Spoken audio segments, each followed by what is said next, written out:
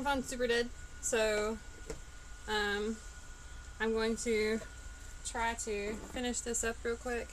I only got maybe 10% left. My phone died. That's what happened. That's why the stream went dark. So, gonna get at this. As you can see, I got water on my stuff. That's cool. So I just want to do a little tiny update. Yes, I'm back. Very, as quick as I can be anyway. Hopefully my phone's charging. Hopefully it won't die on me midstream. But anyway, these are the radishes that we planted last week. They are doing really well. So today what I'm going to do is thin them out. So I'm going to choose one of these guys to stay, and I'm going to cut the others back. I'm just going to pick whichever one has the most vigorous growth. So for example, for this one, I think that this one has the best growth. So I'm going to cut these other two back and just let that one dude take over that spot. And that is how you thin out your seedlings. So radish seedlings are actually edible. They're microgreens that you can grow and eat, and I believe actually some companies will pay you to grow them, and you can sell those to restaurants and stuff that sell that kind of thing. So I'm just going to do that all the way around, sort of pick the best one that I think has the best growth and the best chance of growing up big and tall and strong. And I'm going to cut back the other two, so I'm just going to pick that one. And then for this one, I'll pick this one. Put that back. So that's 3 very nice looking radishes that we started last week. So those are doing great. Those have popped off. I got one more set of radishes to do because I have 6 total. So I'm going to do that real quick. I only have one right here so far, so great. Those two, I'm going to leave this for now. Actually, no. I'm going to go ahead and just do this one. Take that off. I'm going to leave these for now. There's nothing else here, so there's nothing to cut. But these, I can't determine which one's the better one, so I'm just going to leave it. And then when I see some extra growth, I will come back and trim those back. Boop. Alright. I'll put these back over in the seed station. And then the other thing, and sorry if the sound's a little weird, I had to, my microphone was stealing my charge, so I had to go back without it. These are the collards that we started. So we had a couple of rainstorms, and one of them splashed right down into the corner of this little tray and splooshed all of that out. But other than that, the collards have all mostly sprouted. They're doing great. Collard. It's doing excellent. I'm really happy with how well it's going so far. There's a little grass seed. We'll take that out. But other than that splash, we've got collards sprouting everywhere. Awesome.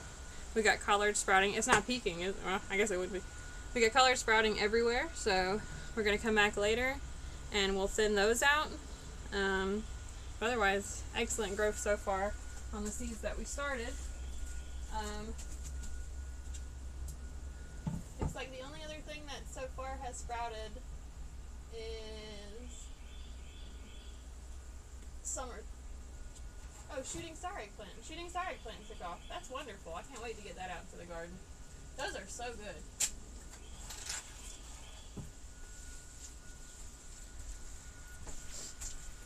So that's just the update from what we started last week. So today we have covered up-potting.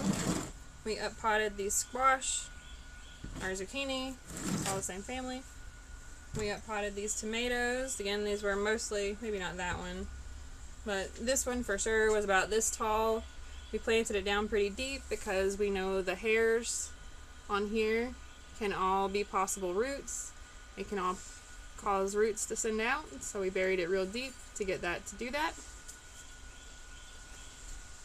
And we'll do that again. When I plant it out into the garden, I'll again take all the leaves off up to the very top that I want to plant it up to, and then I'll bury it up to that top. Like, I'll let it reroot again.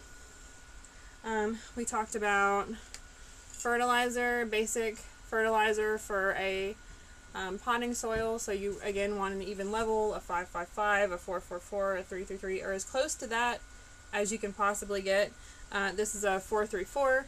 This is Hollytone. It's an organic granular fertilizer, which is all slow release fertilizers. They aren't available to the plant immediately, but they are available within the first several months. Alright, the cuttings are all in the sand, and the sand is sufficiently moist. It's very heavy, as you can see.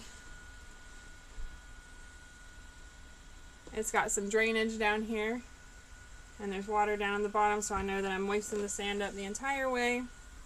And so we've got it down here. It's under the table, out of direct sunlight. We're going to let that root up, and I'll check it periodically over the next, couple of weeks and look for any new growth on any of these, and I'll keep you updated on them. Just to show you some of my other cuttings that I've done. I rooted some crepe myrtles that I trimmed out, and they have all, every single, let me see, all but one of these has sent out some kind of root.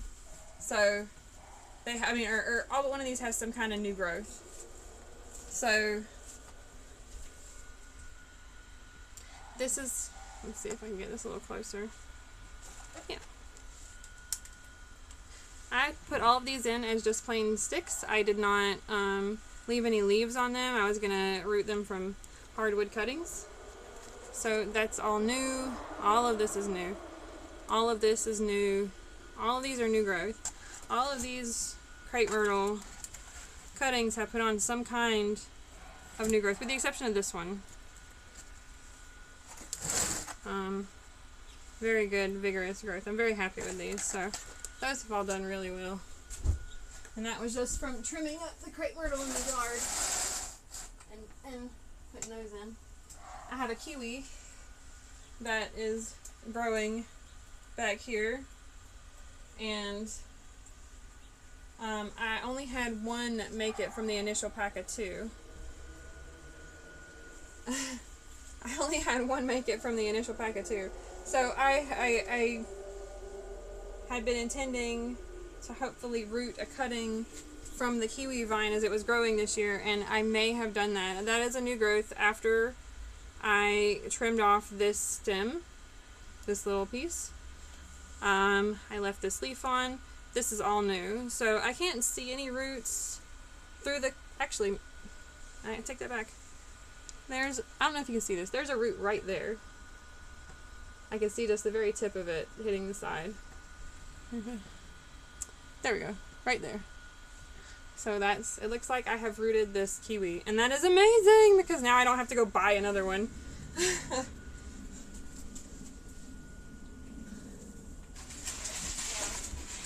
That is my favorite thing about propagation.